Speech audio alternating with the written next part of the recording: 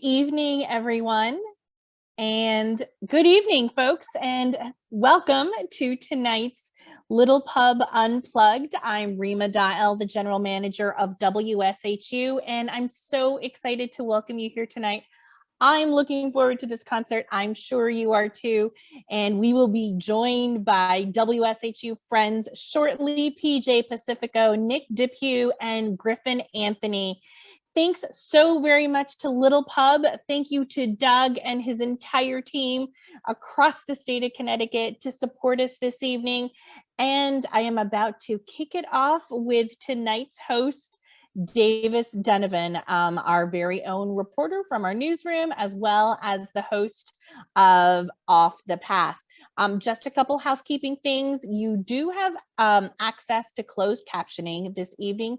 You can turn it on or off by selecting the closed caption or live transcript icon at the bottom of your screen. You may need to click more first if you don't see it. You can then choose to show the subtitles or hide the subtitles. If you want to know which panelist is speaking, for each section, select View Full Transcript. Again, thank you to Nick, PJ, and Griffin this evening. Thank you, Doug and Little Pub. And now, Davis Dunavin, take it away, Davis. Thanks so much, Rima. I'm so excited to hear from these three great musicians tonight. They have some really amazing songwriting skills. Look, I'm going to keep things really brief here so I can turn it over to them. I just want to let you know, to begin with, we are going to be sharing with you on screen and in the chat each musician's social media, their website, their tip jar. You know, if we were live at a traditional event, you'd be getting a hat going around after every performance, but we don't have that. So make sure to visit their social media, follow them, and check out that tip jar information. You'll also be able, after we're done, to ask them questions. We're going to have a Q&A at the end, and you can ask questions using the Q&A button at the bottom of your screen. But that will be for after we've heard from them. So we're going to be kicking things off first with PJ Pacifico. You've heard him on Shameless, which is a great show, Grey's Anatomy, HBO's Hard Knocks, So You Think You Could Dance, a bunch of other great shows. PJ signed with Viper Records in 2006, and he got to start with his debut single, a ukulele cover, I love this, a ukulele cover of I Want to Hold Your Hand by the Beatles. He's toured the US and Europe for years as a solo artist. He's also part of a duo called Signals and Smoke. Their debut single hit #1 on the iTunes singer-songwriter chart, and it was featured on Spotify's New Music Friday playlist. So we are very proud to welcome PJ Pacifico. Take it away. Thanks, buddy.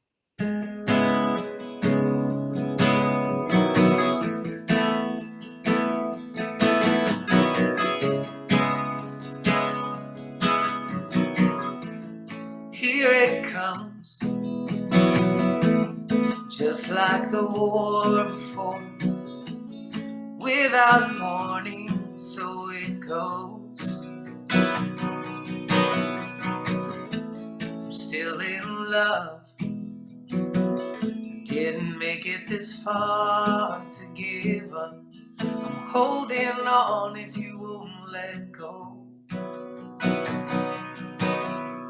Every time we fall, it's harder to get over, harder to recover. Backs against the wall, feel your heart shake, feel your heart shudder. Bend it till you break it, every time we fall. Skipping steps, overlooking the obvious, dressing up the same old regrets. Time to clean up the mess. Every time we fall, it's harder to get over, harder to recover. Backs against the wall, feel your heart shake, feel your heart shudder. Bend it till you break it, every time we fall. Every time we fall. Every time we fall. Every time we fall. I'm still in love, I didn't make it this far to give up. I'm holding on if you won't let go. Every time we fall, it's harder to get over, harder to recover. Backs against the wall, feel your heart shake, feel your heart shudder. Bend it till you break it. Every time we fall, every time we fall, it's harder to get over, harder to recover. Backs against the wall, feel your heart shake, yeah, feel your heart shudder. Bend it till you break it. Every time we fall, every time we fall, yeah, every time we fall, every time, every time, every time, every time, every time. Feel your heart shake, feel your heart shudder, and bend it till you break it. Every time we fall.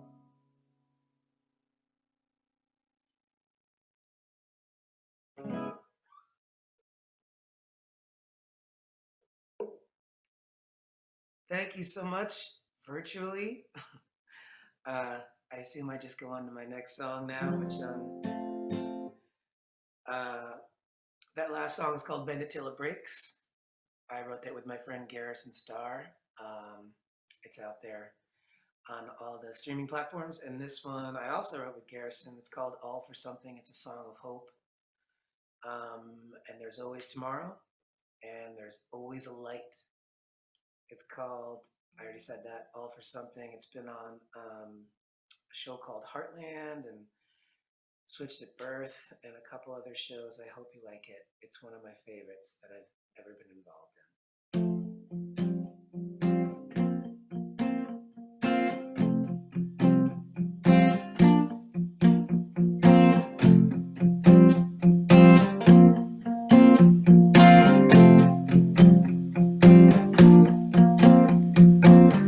Here's the thing about falling apart.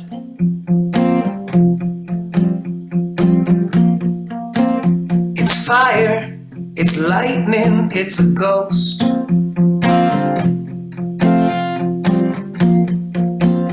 You know nothing good ever comes easy. We know nothing good ever comes easy, and everybody knows it.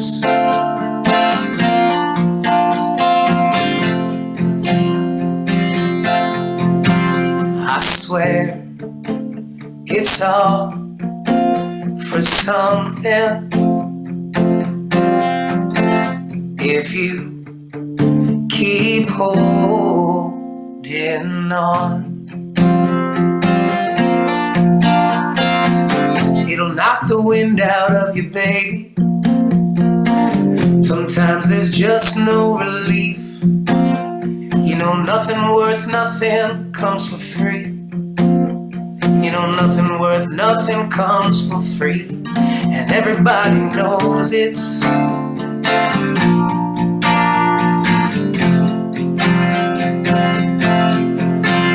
I swear it's all for something. If you keep holding on, I swear that there's a reason. You just keep holding on.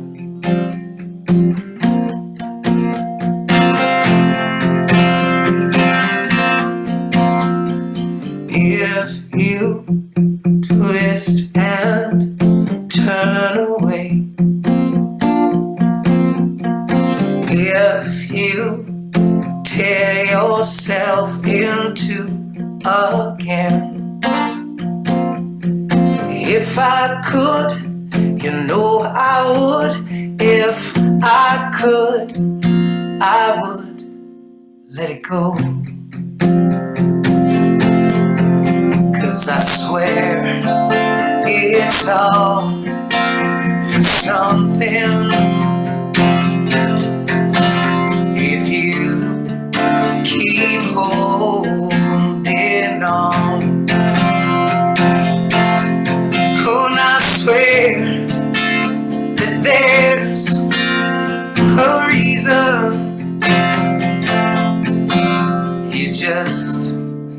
keep holding on.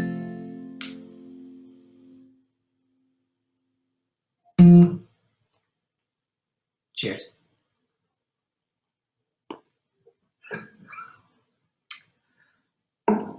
This is a song I wrote in Nashville a few years ago. Wow. Maybe 3 or 4 years ago, with my friends Matthew Perryman Jones, who is an amazing singer-songwriter if you haven't heard of him. Matthew Perryman Jones. Check him out. And my friend Justin Glasgow.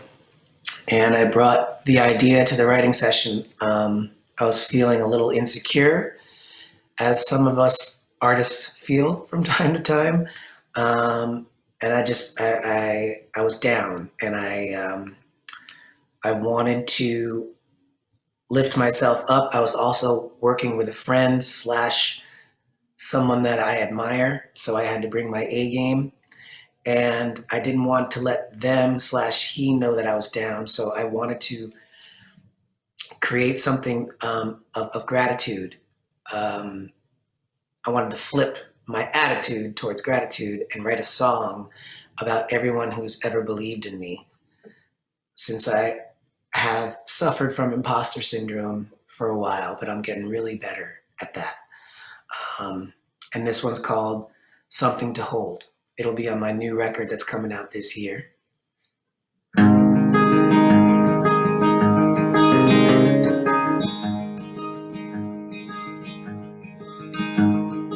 You gave me wings, I pulled out the feathers, and I cut the strings that held us together.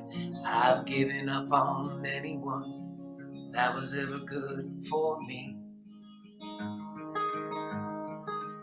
I've been foolish and selfish, reckless and wild, with the words of a man who acts like a child, who would lean into never knowing who I could be. I'm a long shot, but that's not what you thought. And I want to thank you for giving me that. You brought the light, and I saw it clearer. You saw in me what I missed in the mirror, and it's beautiful. It's gonna be alright after all. Whatever it takes to mend what is broken, I'll live and I'll love with a heart that is open. Everything is changed, and that changes everything. And I'm a long shot, but that's not what you thought. And I want to thank you for giving me that.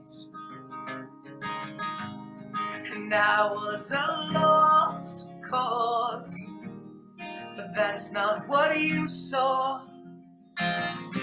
So I want to thank you for giving me that. Oh, I'll take what I'm given. I'll take what I'm given and give it away, give it away. I'm letting it go. I'll take what I'm given. I'll take what I'm given and give it away, give it away. 'Cause I'm a long shot, but that's not what you thought. And I want to thank you for giving me that. And I'm just a lost cause, yeah, but that's not what you saw. And I want to thank you thank you for giving me this. Yeah, I wanna thank you. Thank you for giving me that.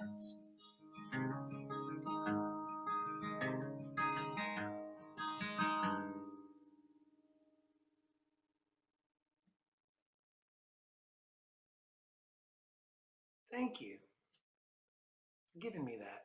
Oh, I also know that it looks like I have a gray strip right here due to the light. I kind of like that. Although half of it might be real gray, now that sorry about that. My final song was released last year. It's the first single off my new album that's coming out this year. It's called Every Little Heartbreak, and it's available on streaming services, and there's a video for it. And it was written remotely with my friends in Los Angeles, right in the seat in Connecticut, in Westport. Written, recorded, everything with my friends Valerie Broussard, who's in my band Signals and Smoke with me, and my dear friend Garrison Starr, who I collaborate with a lot. It's called Every Little Heartbreak. It's about wanting everything that comes with a risk, no matter what the cost, because you want it so badly. And thank you for having me, WSHU, and the handsome Doug from Little Pub, who is a stud, and we all wouldn't be here if it weren't for Doug. So thank you, Doug. I love you, Pumpkin.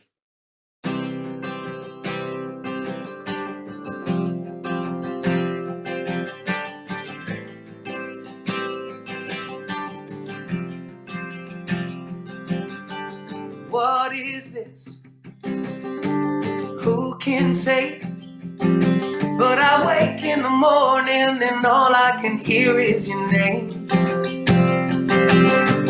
Racing heart, unsteady hands. I've been playing it cool while I've been hanging on by a thread. 'Cause every little heartbreak, every little mistake, every drop of rain, I want it all, and I'm ready to fall.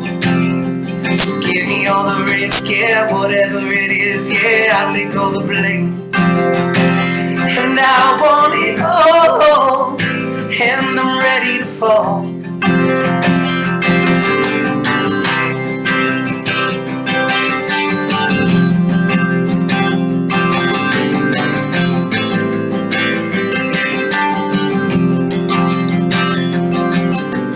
In my head, raising hell, I've been trying to hide it, I'm dying inside, can't you tell? And I swear you can hear me think out loud. But am I only talking to myself? Yeah, every little heartbreak, every little mistake, every drop of rain, yeah, I want it all, 'cause I'm ready to fall. So give me all the risk, yeah, whatever it is, yeah, I'll take all the blame, 'cause I want it all, and I'm ready to fall.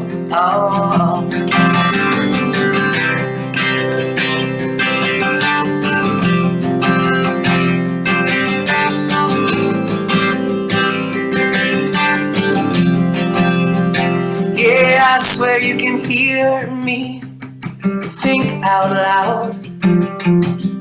But am I only talking to myself? Yeah, 'cause every little heartbreak, every little mistake, every drop of rain, I want it all, 'cause I'm ready to fall. Yeah, give me all the risk, yeah, whatever it is, yeah, I'll take all the blame, 'cause I want it all, and I'm ready to fall.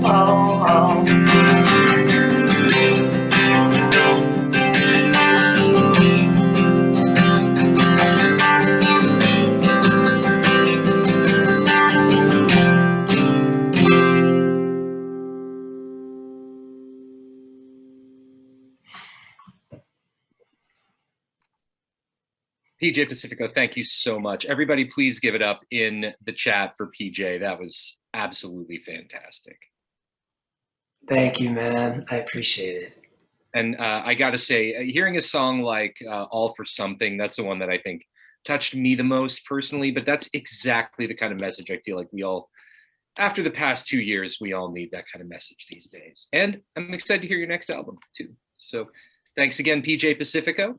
Thank you. Thanks for having me. Absolutely. We're going to welcome now Nick Depuy.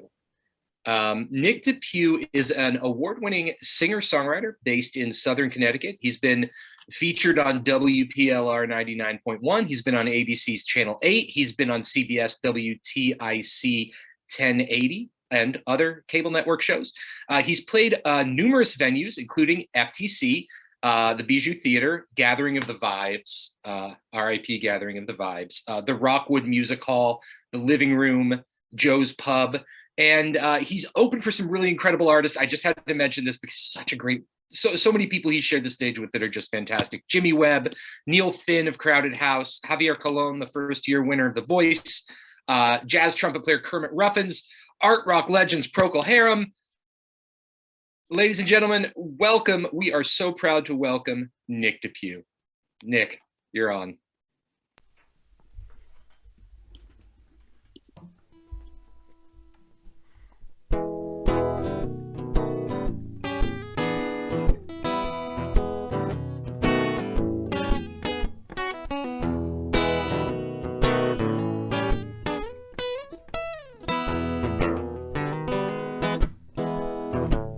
Consider us just another intermission from the daily rush of sound bites and opinions. Are we diamonds in the rough or static in the system? Hey, you never know, you never know. I've been told I don't really fit the picture. A little rap, a little folk. They don't really get the mixture. Yeah, I may have talent, but will I ever be a fixture? Hey, you never know, you never know. And I would not change my way in this crazy world we made. Though I might never have my day, may as well just play.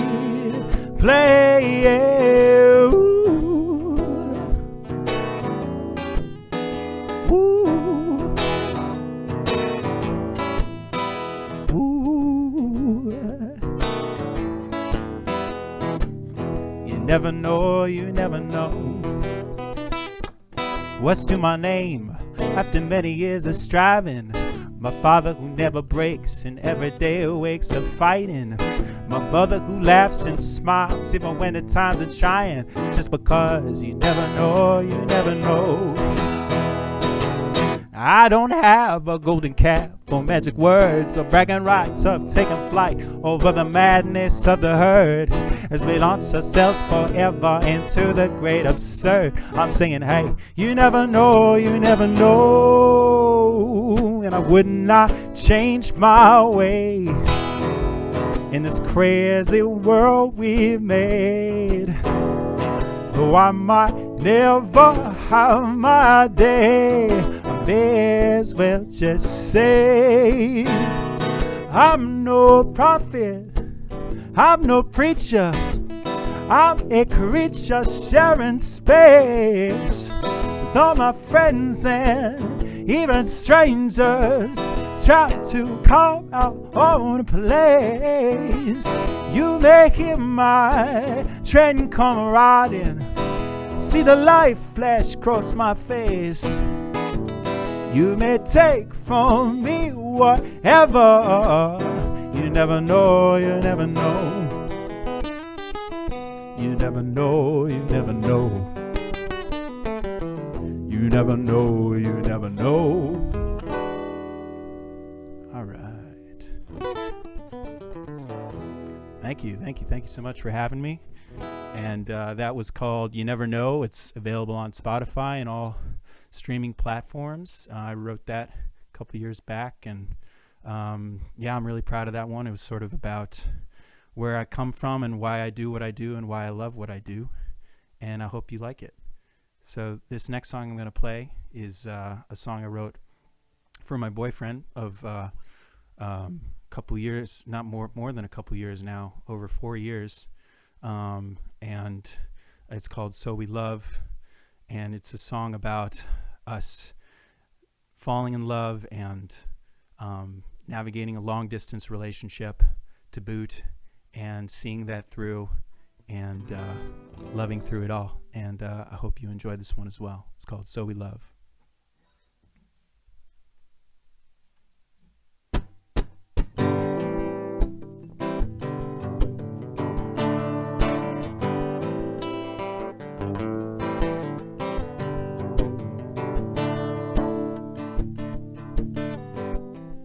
How did you have fun? You were a gentle breeze, but I am so moved by you. Whenever you come to me, it's hard to imagine what my life looked like before. It was a vague outline, a picture in black and white, just rolling along, playing it safe, taking it day by day. And I could exist okay, keeping the world at bay, just rolling along, playing it safe, taking it day by day. You can't live this way, keeping the world at bay.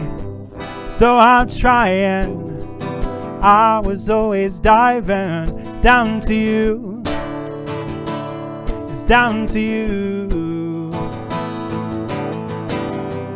You were rising, your love was always rising up to me. It's up to me. So we love.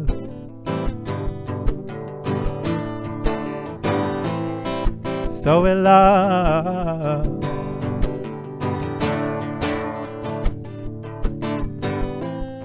What are we doing? That's what the voices say. I've radically changed my way, but I've never felt so brave, 'cause I am not losing. I can just feel you way as I prepare your place. I'll never let you slip away, just running along, playing it safe, taking it day by day.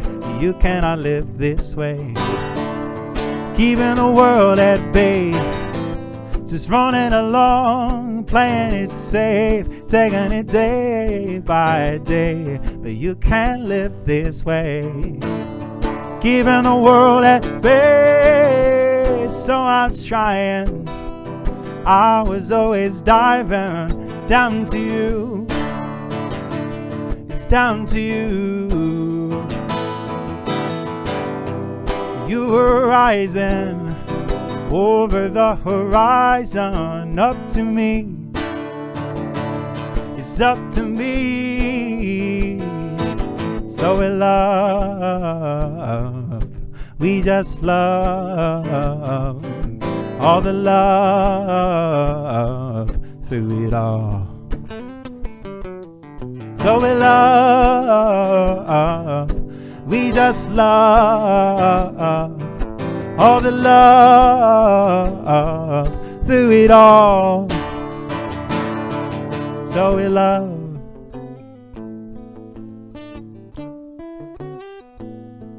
We just love, all the love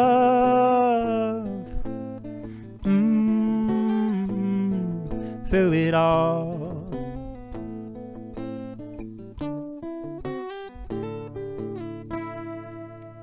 Right. Thank you. So I noticed my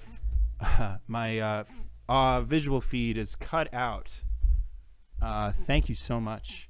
Let me see what's going on here.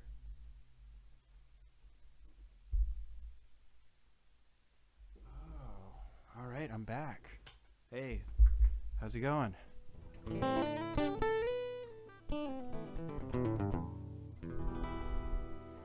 Yes, so that was So We Love. I'm just gonna take a moment here.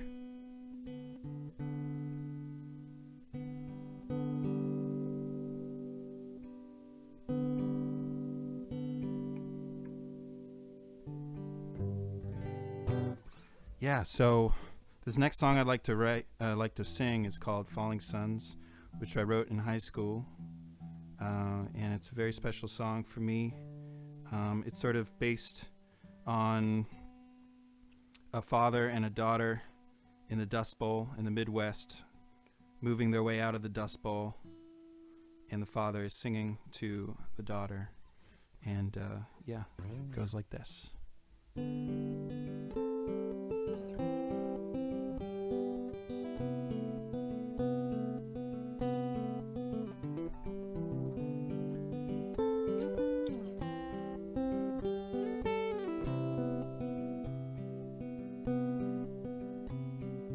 Wake up, we can't rest a spell.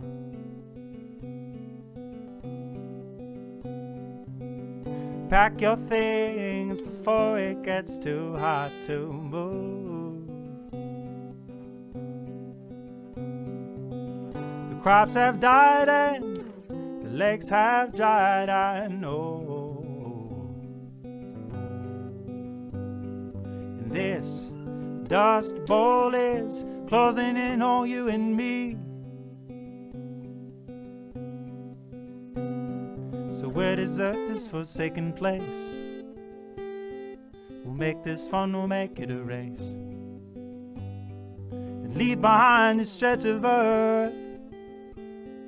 There's nothing here for us anyway. She says she wants a revolution. Times like this I can't disagree. Above the woods and the high seas, it's time to turn another leaf. We'll go out like falling suns, first to rise but first to run.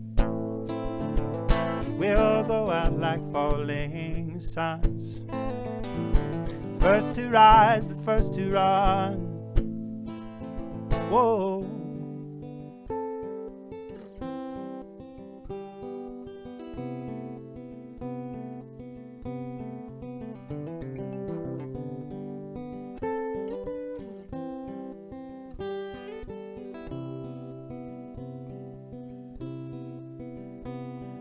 And oh, your fever's surely gaining, your energy's slowly waning.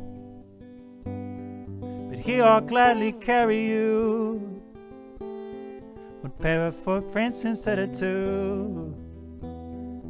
Rest your head against my shoulder, close your eyes of ocean blue.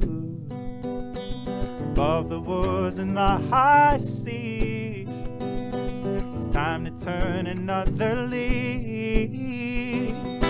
We'll go out like falling suns, first to rise, first to run. We'll go out like falling sun, first to rise, first to run. Oh, oh,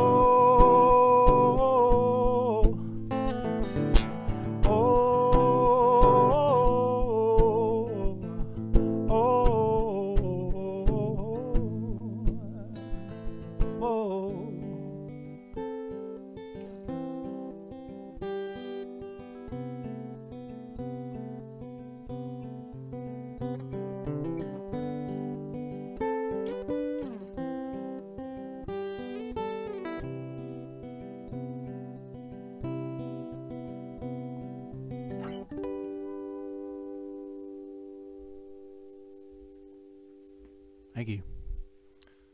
Yes, and that was Falling Suns, and for my last song I'd like to play a tune that I wrote for my mom, and she was an amazing person.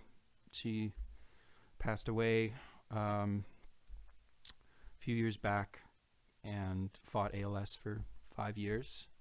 And I was fortunate enough to spend those last couple of years with her at home and to help her and help my family and be there with her and share that precious time with her.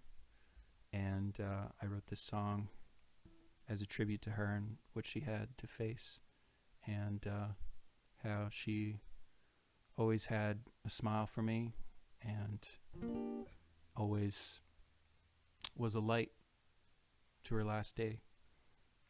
And I love her very much, and I know she's still with me, always, still with us. So thank you again, WSHU Radio, for having us share our music. Thank you, Little Pub and Doug, for giving us these amazing opportunities. And thank you to you all in the audience tuning in and letting us play for you. This is a tremendous pleasure and joy.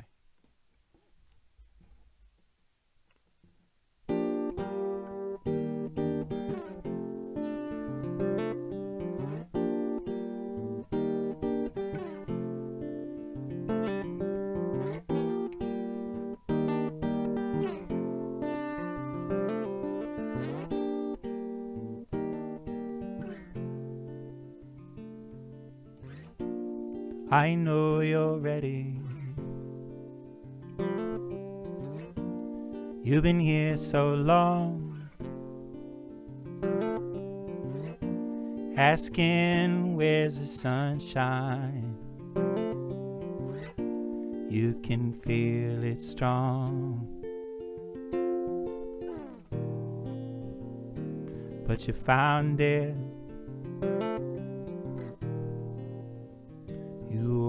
Had it.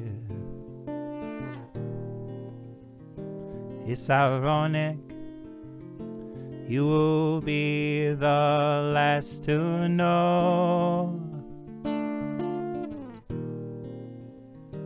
You've been making our every day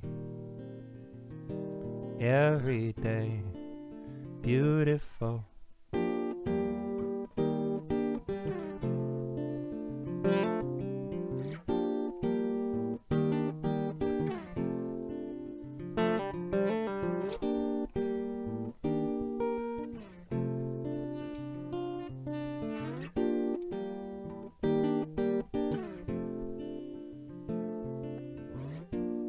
I will be there with you, friends and family too. You will see us smiling, 'cause you're shining through.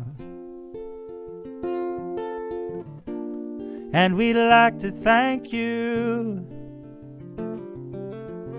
for crashing out the blue.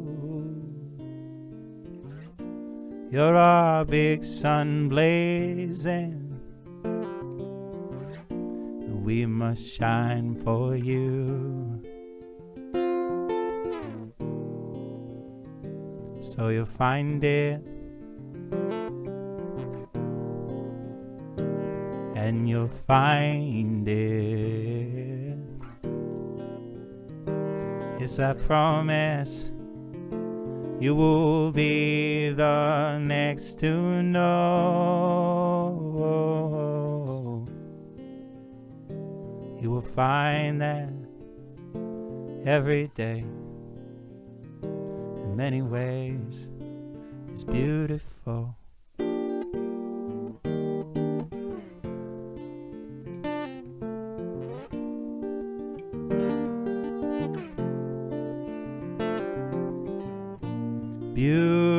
Beautiful, you're a seed, you are beautiful.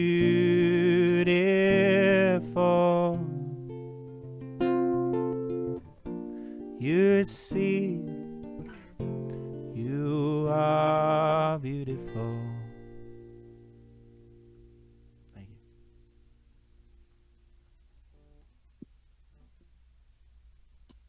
Nick Depuy, that was beautiful. That was so fantastic. Nick Depuy, everybody give it up in the chat for Nick Depuy. That was so fantastic. We thank you so much for sharing these songs and for sharing so much of yourself in them as well. I love that you have these deeply personal songs. And then I also love that you have songs that tell stories that you've crafted, that kind of versatility. That's really fantastic. So thank you again so much. Just a quick reminder, we will have a chance for Q&A. So think about questions that you might want to pose to our wonderful singer-songwriters tonight. We're going to welcome next to the stage Griffin Anthony. He's a fantastic singer-songwriter, a New York native. He signed to BMI and Orange Music Publishing in 2008. He's performed at festivals including, I might mispronounce the name of this festival, Wani? Sunfest and CMJ. He was a principal film score composer, this is really cool, for the Woodstock Film Festival selected documentary Catskill Park. He worked on HBO's Call to Action and I Want to See You. Most recent release is Refuge on Big Eyes Records, but, and I think it's okay that I'm announcing this, Griffin, he has a new LP on the way called The Art of Collecting, which with pre-order beginning on March 4th. And I hope we're gonna hear some songs from that. So we are proud to welcome Griffin Anthony. Thank you so much, Davis. Can you guys hear me? Yes? I don't know. Hopefully you can. Okay, cool.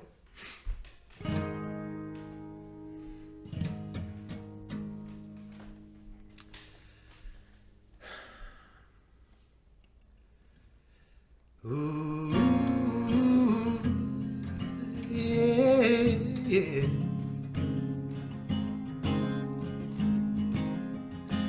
Ooh, ooh.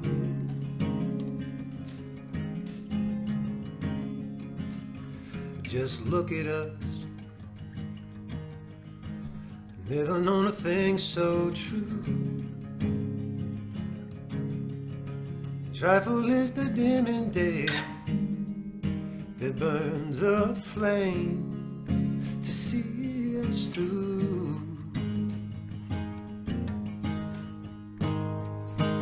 Ooh, ooh.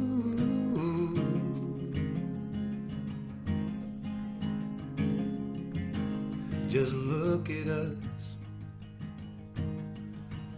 Found ourselves the perfect home. Is everything I hoped and dreamed. This life we lead's a Whitman poem.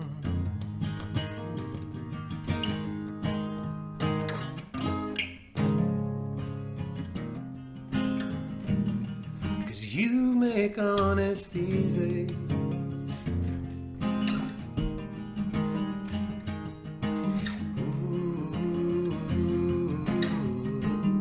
Yeah, you make honest easy.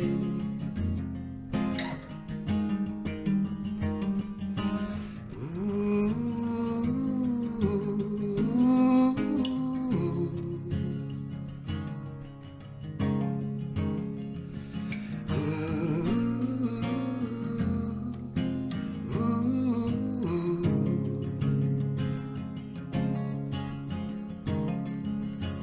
just look at us. We're dancing with our back to time. And set atop a mountain high to a place where love, where it flows like wine. Because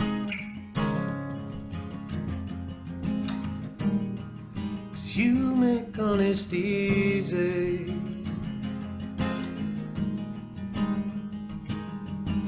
Ooh, yeah, you make honest easy.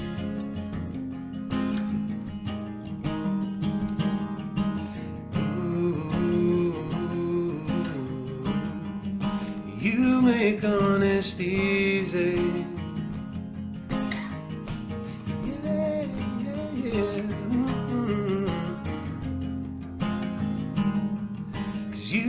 make honest easy.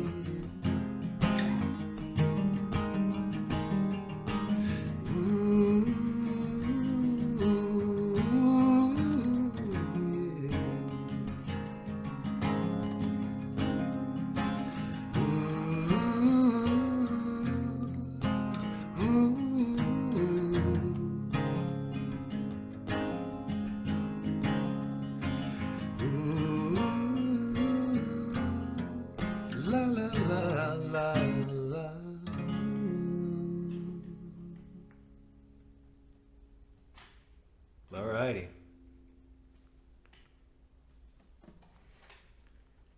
I tried to be cool. I tried to do one AirPod. I'm going both AirPods. So that song right there is called Honest Easy. It's the first single off the brand new record I'm putting out called The Art of Collecting. Davis did a wonderful job with that intro. It's way better than I could ever do. This is a wonderful event. I've gotten a chance to play it, I think, the same amount of times as PJ and Nick. It's, I don't know, is this our 73rd or 74th time doing this? Just kidding. No, it's like, I think, 4th or 5th or 6th. If you guys have already established that, I apologize. I was washing dishes in the kitchen here and there, so I missed a little bit of the banter and whatnot in between.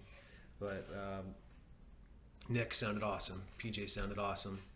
I want to jump right into a new song called Cruel to Be Kind. And I should have been tuning up while I was chatting. I see that we have 75 participants. That's amazing. That's awesome.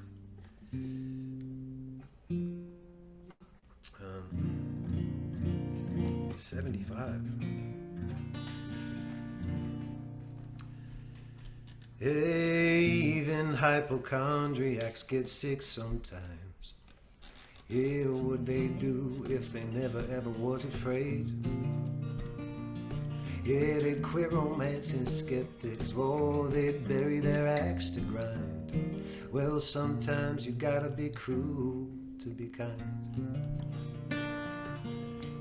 It's tough to find a gambler that's a pessimist, and karma never comes for those you wish. Well, no offense, it still hurts, so go on and give them a piece of your mind. Sometimes you gotta be cruel to be kind. Sometimes you gotta be mean. Oh, you gotta be bold. Oh, tough love's always easier when you're old. Sometimes you gotta be wise enough to see the forest through the trees, and strong enough to not back down on something you believe. Oh, her words had a way of making the room feel colder than it was. Oh, he wanted a bride, but he settled for a friend. Unamused, he sighed with his future undefined. Well, sometimes you gotta be cruel to be kind. No. Yeah.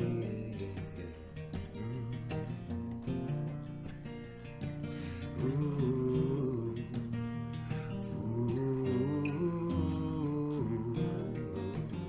No. Sometimes you gotta be mean, you gotta be bold. Oh, tough love's always easier when you're old.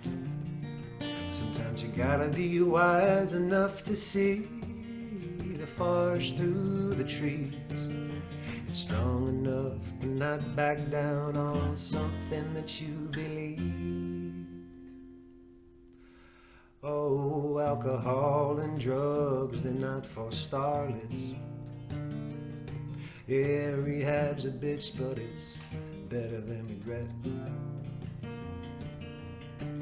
Lucky little Oscar winner, as if by design. Well, sometimes you gotta be cruel to be kind. Yeah, sometimes you gotta be cruel to be kind.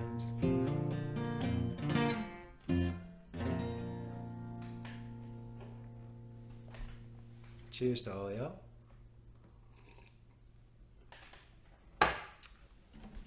That is the final song on the new record, and I got a chance to do a duet with one of my favorite artists, Molly Pardon. And that's not Dolly Parton, that's Molly Pardon, P-A-R-D-E-N. And she is doing big things down there in Nashville right now. I love her so much. She sings on a bunch of songs on the new record, and I'm just excited to share it. It's been so long and drawn out. I wrote most of the album, gosh, like a year ago, and then recorded it down in Nashville last July, and secured like a small little PR agency. Sent it off to the vinyl manufacturer, and gosh, everything's just taken so long. Yeah, I don't know if it's a supply chain thing or what, but like, it's just to get the vinyl back, it's a long time. So I want to play. I'm trying to keep my eye on the time. I definitely want to play one more for you, and we'll see after that. But I'm excited to get this a little more interactive, where we can unmute. So I want y'all to clap along really loud. I can't hear you. Just kidding, don't unmute, please. There's a song called On the Level. Oh yeah, I want a deep life. No, not that easy life. And I want my hands to feel heavy. And I want to battle with my fate. Balance on a wire. And I want my hands to feel heavy. Whoa, but I howl at the moon with a double-time dose, calling day blind stars to help prepare the ghost for that wolf in the man. He's hunting on a mountain high, working hard, punching time, getting by.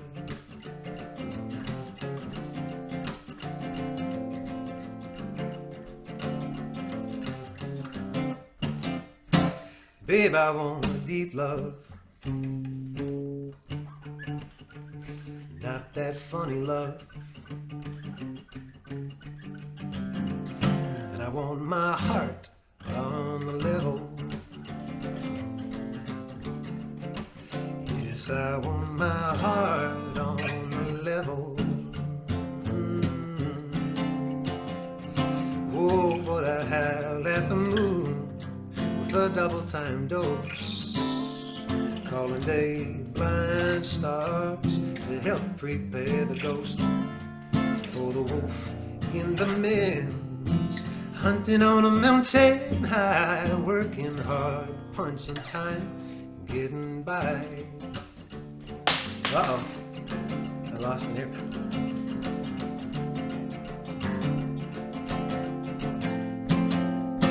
Oh, but I howl at the moon with a double-time dose, calling day blind stars to help prepare the ghosts for the wolf in the man. He's hunting on a mountain high, working hard, punching time, and getting by.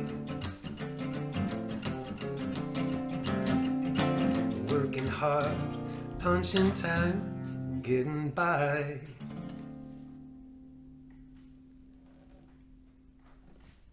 All right. Griffin Anthony, ladies and gentlemen, give it up in the chat one more time for Griffin. Griffin, thank you so much. Thank you, Davis. And just my biggest fear that whole time was that the audio like cut out or something. Not at all.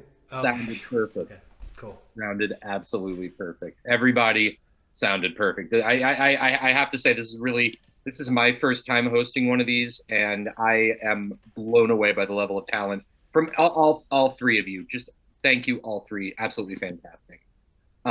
So we are going to jump now into some questions for our guests, for Griffin, for Nick, for PJ. Before we do, one quick reminder I want to throw out, and that's about the tip jar. If we were in person, we would send a hat around, but since we're not, please remember to tip your wonderful musicians. We have some time to ask some questions of our guest. You can use the Q&A button at the bottom of your screen. And I don't know if I'm not seeing anything at the moment. I can go ahead and kick things off. I don't know if I should be seeing things at the moment, but I can go ahead and kick things off. For everyone, a question that I'd like to pose to the group, and this might be just a good kicking off point for discussion. It's impossible to ignore the effect of the pandemic during the past couple of years. Has the lack of in-person venues strained your creative vibes, or have you found a new voice in the midst of the collective isolation? We can take this. If anybody would like to kick it off, we could definitely do that. Otherwise, we could work maybe in the order that we started from. Maybe we could start with PJ. What do you think? That's cool. You can hear me, yeah? Okay. That's a good question. The lack of venues has made me look internally for many reasons, and it's forced me to rely on my friends virtually to create, and people like WSHU and Doug from Little Pub to make events like this. In March 2020, I freaked out when I totally realized what was going down, and I didn't know what the hell was going to happen for all of us musicians or any of us in the world. And I was very grateful for technology. The only thing that saved me was technology. To write, record, release, and do gigs. Other than that, technology wasn't that big of a deal. So like technology kind of saved my career in a way where I thought initially it could only tank, because your initial thought is, oh my God, I can't play, I can't go to a studio, I can't go to a writing room. But lo and behold, I was proved wrong. So there's nothing like going to a writing room and having the writers in the room with you.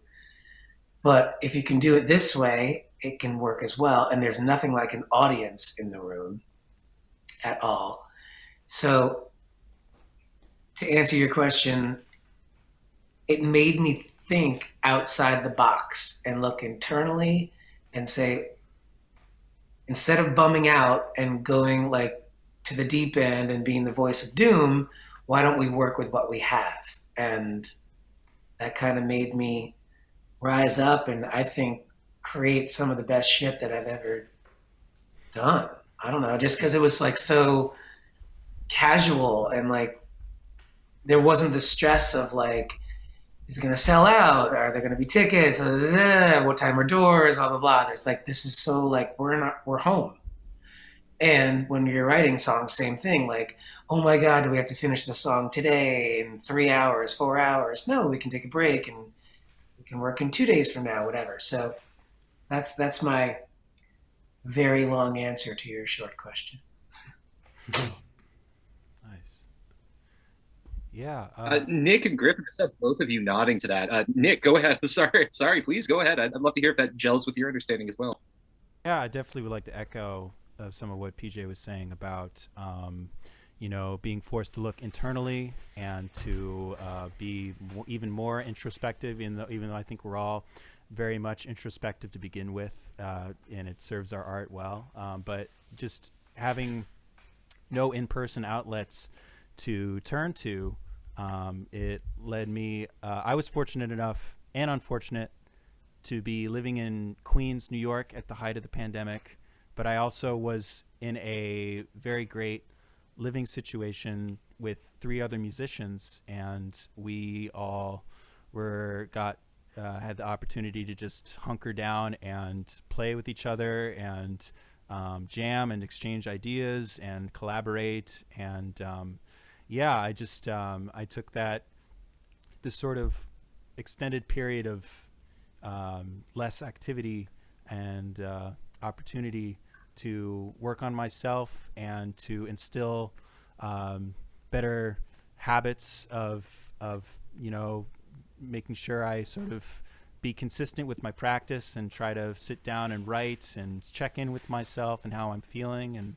writing in my notebook about various things that are going on internally for me, and sort of create a flow of sort of trying to work through some things that I was going through art and through music. So it was a challenge, but through that challenge I found some greater insight into myself and some motivation to keep going and keep creating, thanks to the support of my friends and family that were connected to me both in the apartment I was in and beyond that as well. I had a good support network of people rooting for me at the same time.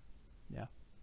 Absolutely. I'm seeing some common themes here. I think I just lost my video too. Is that right? Can you still hear me, folks? We can. Okay. You're back. Good. Just Sorry. Briefly, the answer was so good it just blew me away for a minute. And I just went dark. Griffin, does that kind of, I'm seeing some similar themes. Does that kind of gel with what you experienced? Absolutely. Yeah, for sure. Hi, PJ, and hi, Nick, by the way. Oh yeah, dude, totally. What's up, dude? Totally. Yes, for sure. Yeah, absolutely. I guess first off, since this event is sponsored by Little Pub, that's a big thing too. I mean, like, I went from like playing Mondays, Tuesdays, like rotating all the little pubs on those weeknights, and then it seems like a past life ago. It was 2 years ago. It's like it really is so different. The gigging and traveling, it's kind of few and far between these days, but I think we've all found ways to still get stuff done. Like, we've figured out, we've evolved, it's the new normal, you know? I personally, without projecting too much, I think this is going to be the kind of thing that we're going to have for the rest of our lives, to where we have COVID season and then it tapers off a little bit, and then there's a new variant and a new strain, and it's just going to be something that, at least for the immediate future, that it's going to be a thing. But I don't know, I'm seeing less and less people like wearing masks out there, so I guess that's a good sign. I still wear mine everywhere, but anyhow, yeah, it's been weird. 2 years ago, everything shut down. I had a little bit of savings. My now wife and we bought a house in Newtown, and Nice. yeah, I turned into like a really crappy carpenter and tried to like do as much as I could around the house. I wish I could I have my laptop all plugged in. I wish I could like show you guys around. This is the TV room I'm in right here. We have some old Beatles photographs on the walls there. We have some stuff, but Dude. yeah, the pandemic's weird. It's just a weird time, you know. So we're making the best we can. And say that again. It's definitely a weird time. We are apparently to the home tour portion of tonight. I learned just now that the three of you have been playing so much together and in person, and I am hoping that I will get the chance at some point when it's not, as you said, pandemic season, to get to join you in person. I would love to hear this music in person, but you know what? I'm also happy to be here on Zoom with you as well. We have a few questions in the chat. We have some questions starting to come in. Right. The first two questions, both of them kind of move back in time. We've been kind of looking at the present and the future. Let's go back to the beginning of your careers. From Paul, we have this question: where did you all first learn to play? We can start. We can go in the same order if we want, unless somebody's really champing at the bit to go ahead and go. We could go in the same order. PJ, where did you first learn to play? To play guitar or play gigs, or what do you think? The question is where did guitarists learn? So I think maybe I think, Paul, you can clarify this for me if you want, but I think he may mean to learn to play guitar. And I will say all three of you do play guitar quite well. There was some real grooves going on there throughout. I think Paul especially had a lot of compliments for your guitar work. So I do, as a guitarist, I do as well. So yeah, where did you learn to play guitar, PJ? I started off as a drummer. I played drums for since I was 8 till about, I don't know, up till I left for college, and then I couldn't obviously bring my kit to my dorm room. But I always sang. I was in madrigals and chamber singers and stuff. But I was like, shit, I can't bring my kit, so what am I gonna do? And my parents were like, well, what about a stringed instrument, for you to sing? And I'm like, oh, cool, yeah, guitar would be great. So I asked for a acoustic guitar for graduation from high school to bring to my dorm room, and I got myself into my dorm room and got myself a book of basic chords and a bong and figured it out on my own. And it led me to a bunch of cover songs, and then well, you know what, maybe I should take a stab at writing songs. And they were horrible for a bunch of years, and then a lot of years after that, but it started to make sense after, practice makes perfect, which is long from a true statement of mine. But I practiced and met friends and started writing better songs. So to answer your question, it was only because I couldn't bring my drum kit to my dorm room. And Paul in the chat added, glad he dropped drums. So I would agree with that. I am glad as well. I don't know how you were. I'm sure you were a great drummer as well, but I think we're all glad you stuck with guitar. And one thing I have noticed about being a singer-songwriter, writing, really being focused on writing your songs, is that practice does make perfect. And the more you do it, that wisdom in life that I think people bring into it. We have a lot of experience in the room and talent and wisdom. That having that kind of lived experience just makes the song so much, I think, richer and deeper. Nick, same question to you. How did you get started? It was sort of an on again, off again thing for me. I watched. Well, it all started with School of Rock. Actually, I watched School of Rock and fell in love with that movie and loved Jack Black and just begged my parents for a guitar. We had an old one with rusted, busted strings that I would bang on and try my best to learn. And then they're like, we got to get this kid a teacher if he wants to get good. So I did a few lessons. I learned Sweet Home Alabama and then lost interest.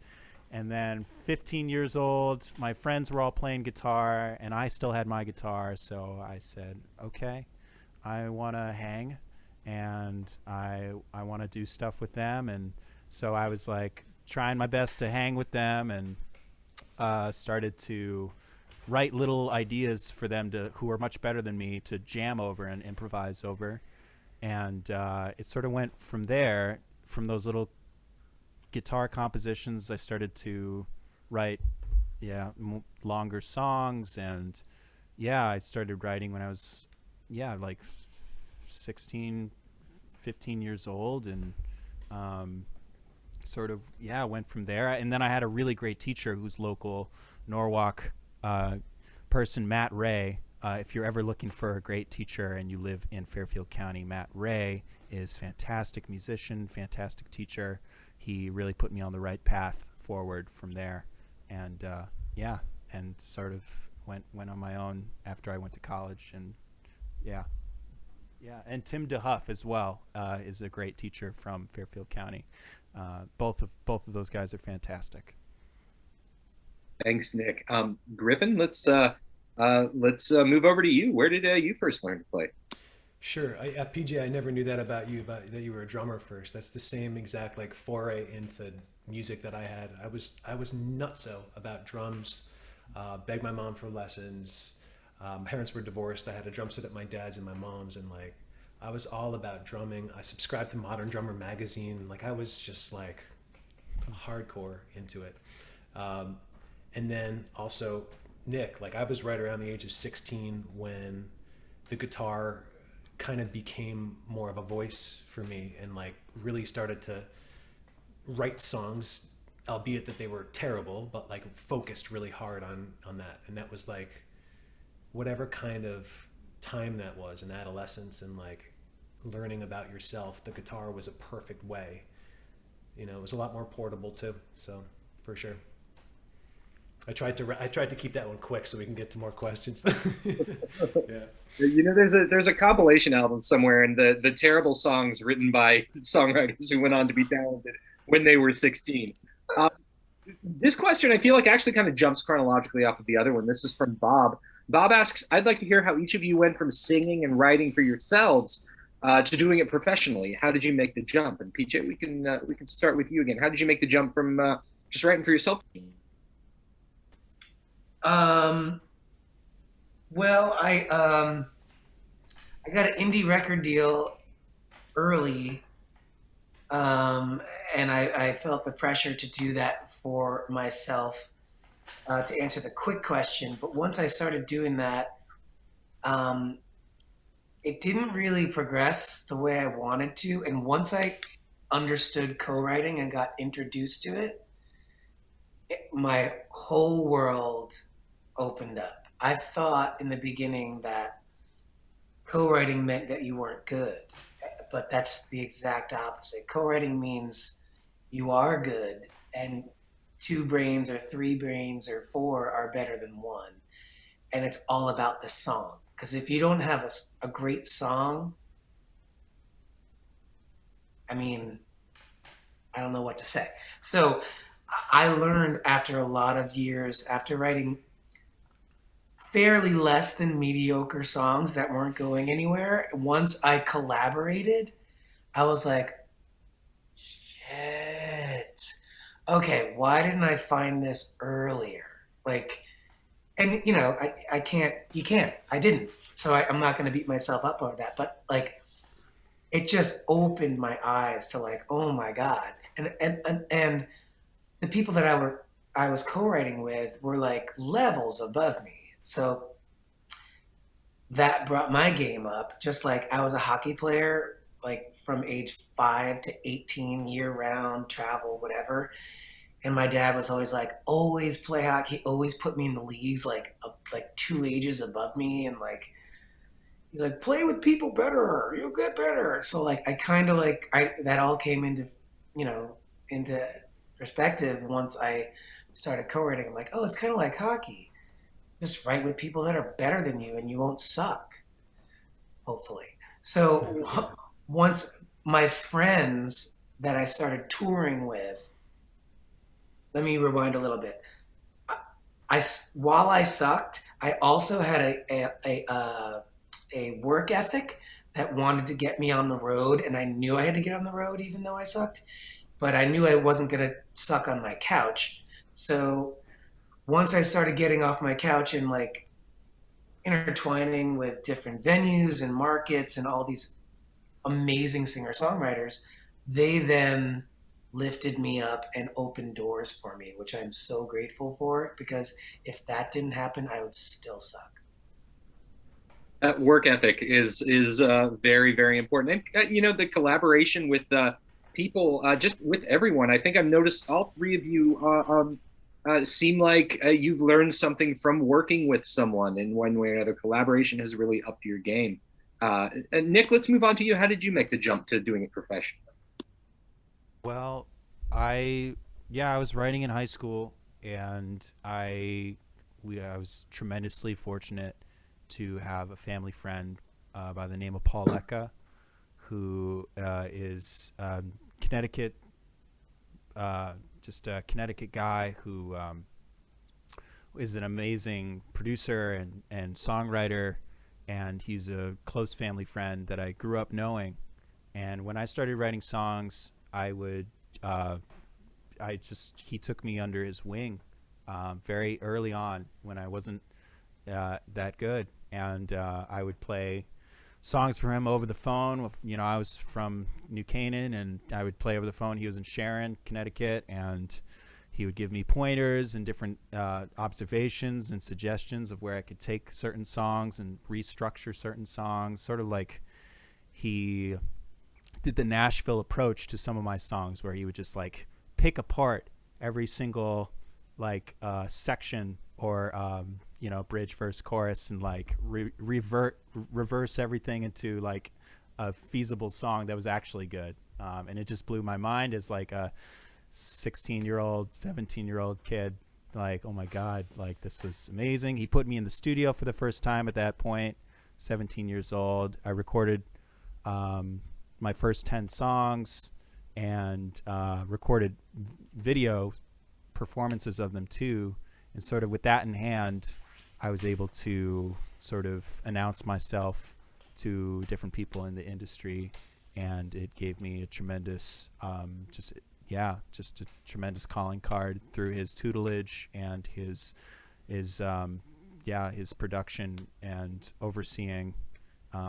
He's an amazing producer. He produced and discovered Dan Fogelberg and Harry Chapin and Stevie Wonder, and he didn't discover Stevie Wonder, but he produced Stevie Wonder's songs in the Key of Life, and he's tremendously talented. Unfortunately, he passed away my senior year of high school from cancer, but his impact on my life is indelible, and I'm forever grateful to him. So he was a mentor of mine that really pushed me forward. I love this question because I love hearing about people's mentors and the people who shaped who they are. I think you learn so much about a person from learning the people that helped them become who they were meant to be. So thank you, Nick. Griffin, how about you? How did you make the jump to doing it professionally? I went to college in Florida, and I was a baseball player. And after Tommy John surgery, I started to write more, and I started to kind of, get disenchanted with like the whole jock culture. And I started to moonlight and just play open mic nights in Miami, and met a few people that like kind of kicked me in the ass a little bit and said to keep doing it, and they kind of fostered it a little bit.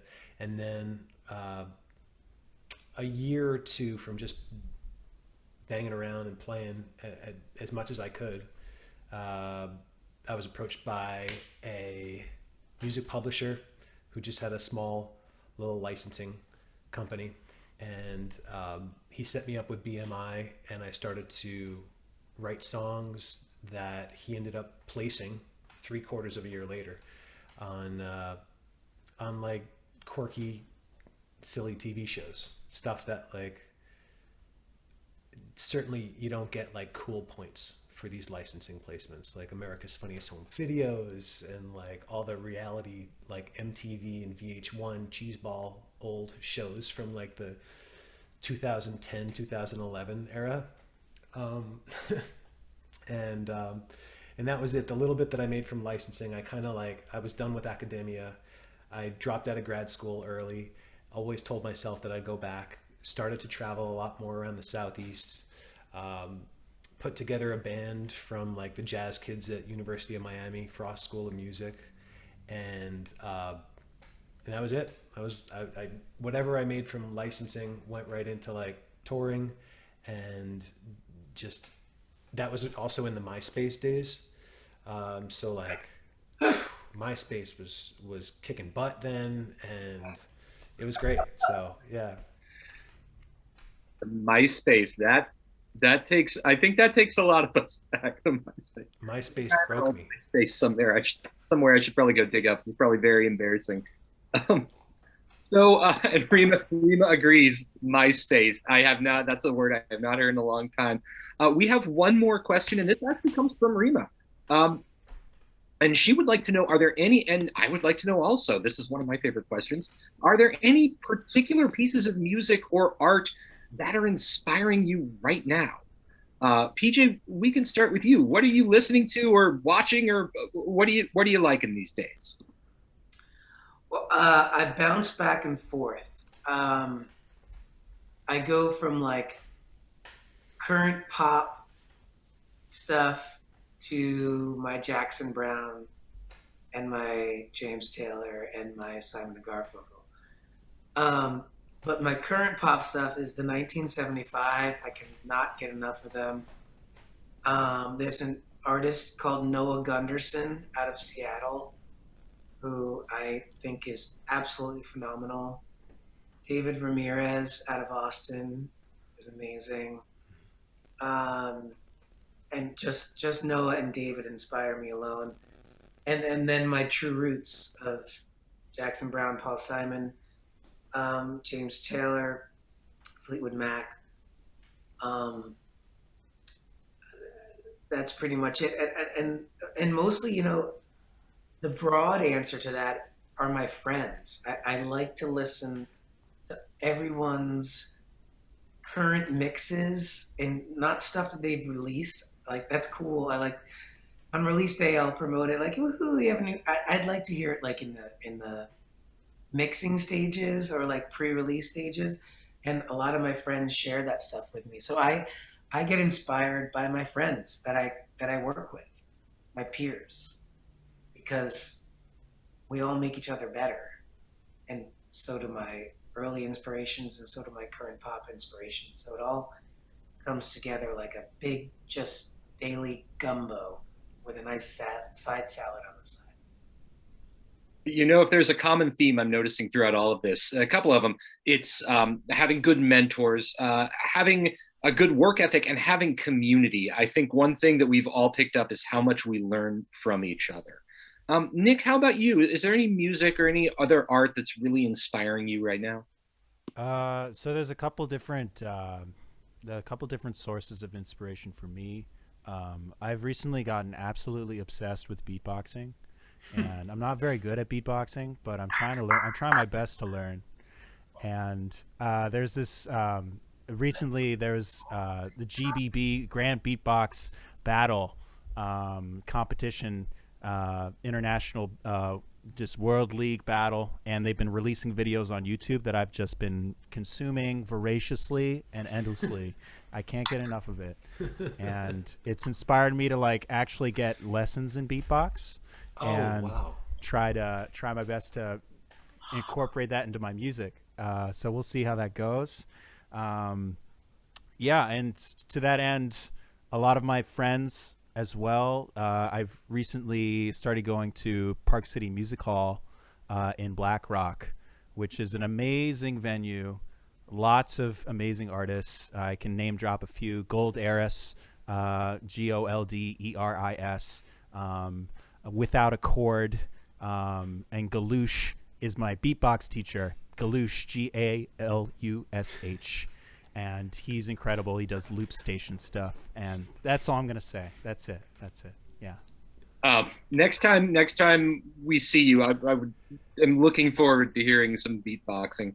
By the way, Park City Music Hall is an excellent venue. Everybody should miss the acoustic, but Park City Music Hall is fantastic. Griffin, I noticed that you, in doing a little bit of research beforehand, you had a Spotify playlist that you put together that kind of covered some of the influences that went into your new album. But maybe you can mention some of the. I mean, there's some great music in that.